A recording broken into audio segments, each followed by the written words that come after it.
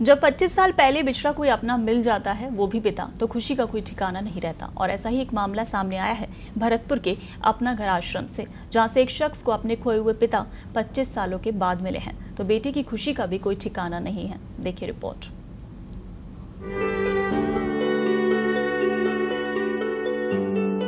उड़ीसा के कटक निवासी संतोष दास ने अपने पिता को 25 साल पहले खो दिया था। दरअसल संतोष के पिता करीब 25 साल पहले मानसिक स्थिति खराब होने की वजह से उड़ीसा के कटक स्थित उनके घर से निकल गए।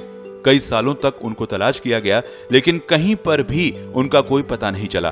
भरतपुर स्थित अपना घर आश्रम की बबीता गुलाटी ने बताया कि जिस समय परिजनों को सोमेश्वर दास के जीवित होने की सूचना दी गई, तो उनके परिजन एक बार तो इस बात पर विश्वास ही नहीं कर पाए।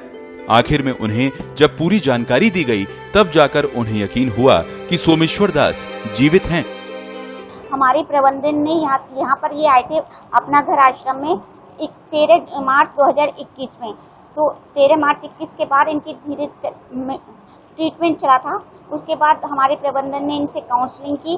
काउंसलिंग के दौरान 2 बार असफलता प्राप्त हुई, इनके घर का ट्रेस नहीं कर पाए। लेकिन तीसरी बार जब इनके घर को ट्रेस किया, जब इनकी मानसिक स्थिति थोड़े स्टेबल हो गई, तो इनके परिवार का पता चल गया, यहाँ पर पता चल गया। और 13 जून 2022 में इनके घर सूचना पहुँचा दी गई थी। जब सूचना पहुँची तो वो यकीन नहीं कर पा रहे थे कि ऐसा भी हो सकता है कि 26 साल बाद 25 साल बाद ये वापस आएंगे। तो एक्सेप्ट करने में इनको 1 महीना लग गया। उसके बाद ये इनके परिवार वाले, कल इनका बेटा आया है इनको लेने के लिए। ये कटक उड़ीसा के रहने वाले हैं। पहले जब संतोष के पिता लापता हुए थे, तो परिजनों ने उड़ीसा समेत आसपास के सभी राज्यों में करीब 4 सालों तक उनकी तलाश की, लेकिन उन्हें सफलता नहीं मिल सकी।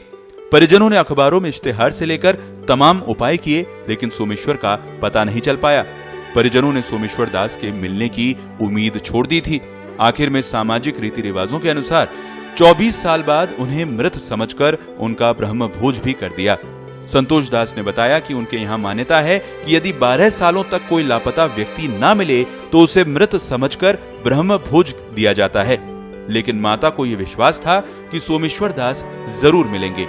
आखिर में 24 साल गुजरने के बाद उन्हें सामाजिक मान्यता के अनुसार सोमेश्वर दास को मृत समझ लिया और इनका ब्रह्म भोज कर दिया।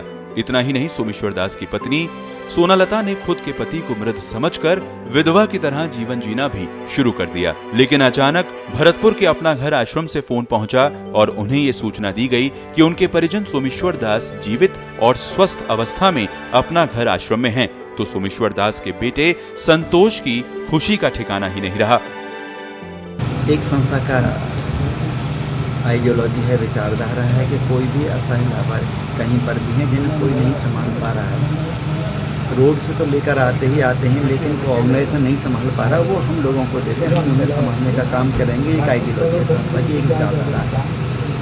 इसी क्रम में तमिलनाडु से बेलूपुरम एक जगह है, वहाँ से 2021 जनवरी में 144 प्रभुजनों को संस्था लेकर आई थी। उनमें स्वप्नेश्वर दास प्रभु जी भी थे। इनका ट्रीटमेंट चला। ट्रीटमेंट के उपरांत इनको निरंतर सेवा जो भी वो उपलब्ध कराया गया। फिर इन्होंने धीरे धीरे अपना पता बताया। तो यहाँ पर रेस्क्यू टीम के प्रभारी अजय शर्मा जी, उनका यही काम है कि परिजनों से मिलाने का। उन्होंने वहाँ पर स्थानीय थाने बात की।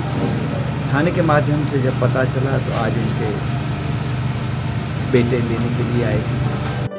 जब सोमेश्वर दास को उनके बेटे संतोष से मिलवाया गया, तो अपने बेटे को वो पहचान ही नहीं पाए। असल में जिस समय सोमेश्वर दास अपने घर से निकले थे, उस समय उनका बेटा महज 14 साल का था और अब वो 39 साल का हो गया है।